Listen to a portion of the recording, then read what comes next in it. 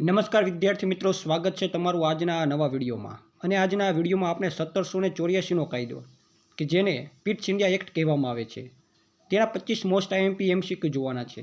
માટે વિડીયોને અંત સુધી જરૂર જોઈજો.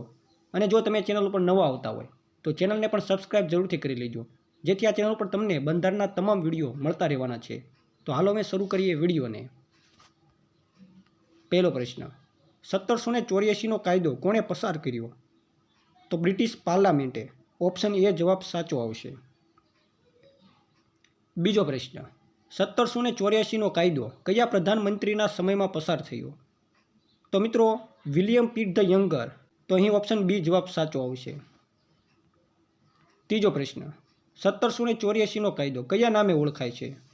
તો Pitt's India act. Option C જવાબ સાચો આવશે. ચોથો પ્રશ્ન, 1784ના કાયદાથી કઈ સંસ્થા રચાઈ? તો board of control. Option B જવાબ સાચો આવશે. પાંચમો પ્રશ્ન, બોર્ડ ઓફ કંટ્રોલમાં કેટલા સભ્યો હતા? તો 6 સભ્યો હતા. ઓપ્શન સી જવાબ સાચો આવશે. છઠ્ઠો પ્રશ્ન, 1784ના કાયદાનો મુખ્ય હેતુ શું હતો? તો બ્રિટિશ સરકારનું નિયંત્રણ વધારવું. ઓપ્શન બી જવાબ સાચો આવશે. સાતમો પ્રશ્ન, 1784 પહેલાં કયો કાયદો આવ્યો હતો? તો 1773નો રેગ્યુલેટિંગ એક્ટ. ઓપ્શન એ જવાબ સાચો આવશે. આઠમો પ્રશ્ન, 1784ના કાયદાથી ભારતના મામલાઓ ઉપર અંતિમ સત્તા કોને મળી? તો બ્રિટિશ ક્રાઉનને. ઓપ્શન સી જવાબ સાચો આવશે.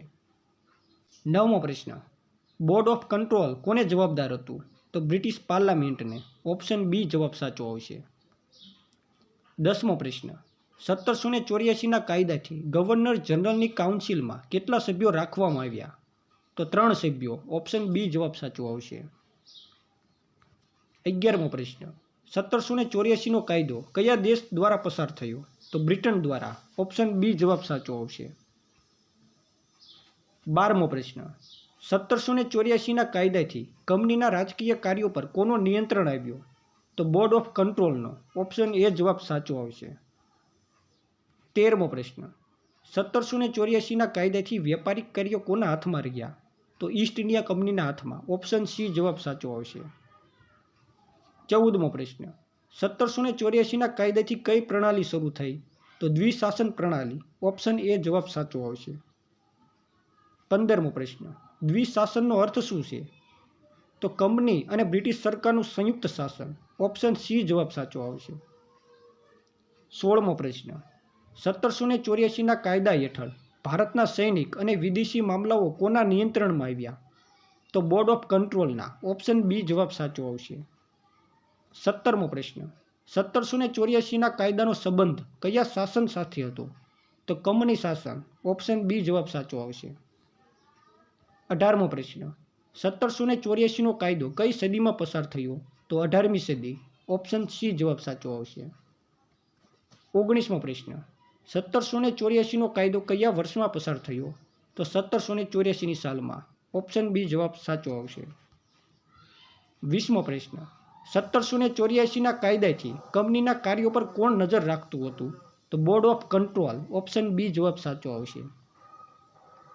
21મો પ્રશ્ન, 1784ના કાયદાનું બીજું નામ શું છે? તો Pitt's India act. Option C જવાબ સાચો આવશે. 22મો પ્રશ્ન, 1784ના કાયદાથી કંપનીની સ્વતંત્રતા કેવી બની? તો ઘટી. ઓપ્શન બી જવાબ સાચો આવશે. 23મો પ્રશ્ન, 1784ના કાયદા દ્વારા બ્રિટિશ સરકારને શું અધિકારો મળ્યા? તો રાજકીય નિયંત્રણ. ઓપ્શન બી જવાબ સાચો આવશે.